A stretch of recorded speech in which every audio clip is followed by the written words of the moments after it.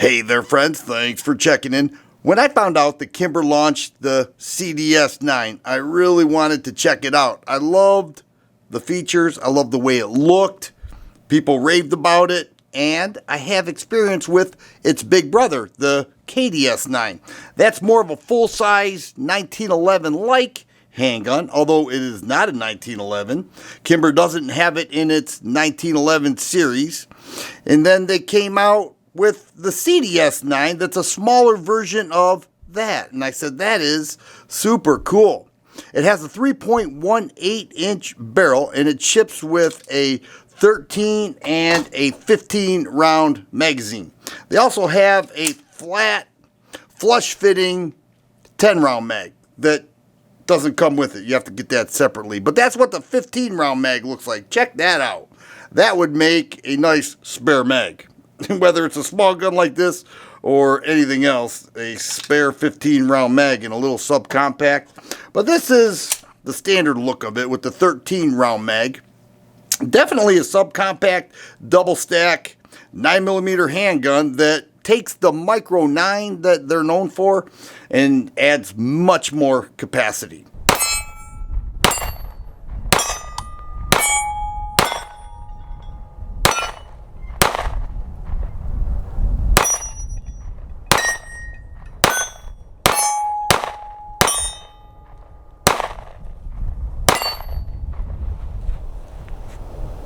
These are VZG10 grips. They call that a frag pattern. It looks cool with that red and black splash throughout, some lines, as well as the front strap that mimics the same texturing. The back strap, a little bit. This is rather smooth. It has an extended beaver tail right there, generous room in the trigger guard, and a 2-slot Picatinny rail. It has an aluminum frame that is gray, and I think that looks super cool with the black slide. They call the finish on the frame and the slide Kim Pro 2. So whether that's a version of a Cerakote or whatever, it's supposed to hold up real well, specifically with holster wear or things like that. I think the Kim Pro 2, they're using it on their modern handguns. Let's just put it that way. But it does have an ambidextrous thumb safety. Clearly, this is single action only. And an ambidextrous slide stop. So it's left-handed friendly. The magazine release sits flush with the grip, but it extends a little bit out of the frame. And, well, my hand was in the way, but it will drop freely. The magazine will. And we'll show clear here. So it can be switched over, making it fully left-handed friendly. If you look at the scale-like serrations with both front and the rear serrations, it gives a little different look. Kimber is known for making guns look beautiful. And I took this out, and it performed really nice. Really nice. And I did not put an optic on there because it's optic ready.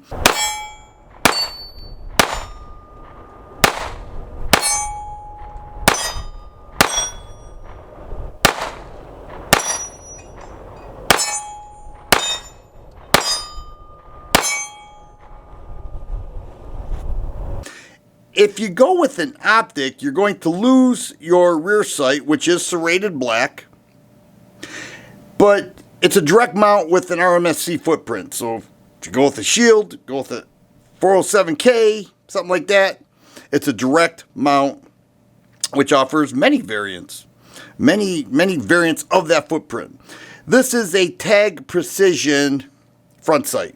Fiber optic. Look at the beefiness around it. It's really holding it in there. And in the case, which is right here, they offer some paperwork, a sticker, and so forth, but also a tag precision wrench and some screws, and you can change it out if you want the neon or another red or whatever the case. You can do that, which is super cool. And it does come in this case, which is a nice range bag. But the trigger is breaking right around 5.5 pounds. Now, it's not a 1911 trigger. It is a pivoting trigger, but it does break right around 5.5 pounds with a reset right there. Very nice trigger action. You will notice that most subcompacts do not have real light triggers, and there's a purpose for that. And that is because it could be pocket carried and could present a safety issue. So the sight system's nice, does have a sight hole indicator right there. The look of the handgun is beautiful, and the trigger action is nice. Let me show you how to disassemble the Kimber CDS9. The slide stop pin on the left side goes all the way through to the right side, and there is the back of it. That has to be removed.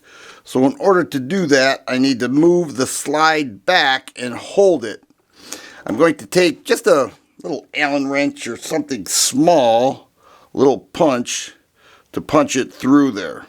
Right? It has to be a perfect fit. There is not a lot of wiggle room at all. And there it is. So it's out. I remove the slide stop pin, and then off comes the slide from the frame.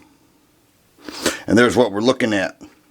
And then you'll notice there is a uncaptured dual recoil spring, interesting looking guide rod, and a 3.18 inch barrel. To reassemble, we'll go ahead and insert the barrel. You'll notice this guide rod has, looks like a little cap there.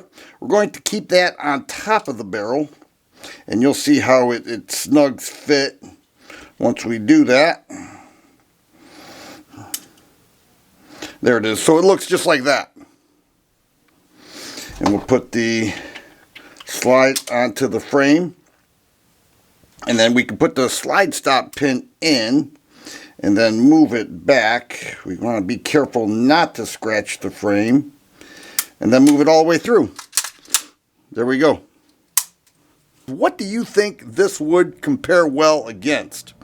I like the magazine capacity. I think Kimber should have included a 10-round mag too, because the MSRP on this is $1,075. Now you're seeing it in the mid to lower 900s. Some places still have it in 4 figures, but it does offer a lot. There it is, the Kimber CDS9. They did a great job with it. I really like the way it feels. The aluminum frame, the weight of it is not overbearing, and if you love 1911-like features, you're going to dig this. If you love the Micro 9, you're going to dig this one even more. Guaranteed. So I'm happy to have my hands on it, and I look forward to doing more with it. If you like videos like this, please subscribe and share. I always appreciate the thumbs up button. Thanks for watching, and you guys be safe.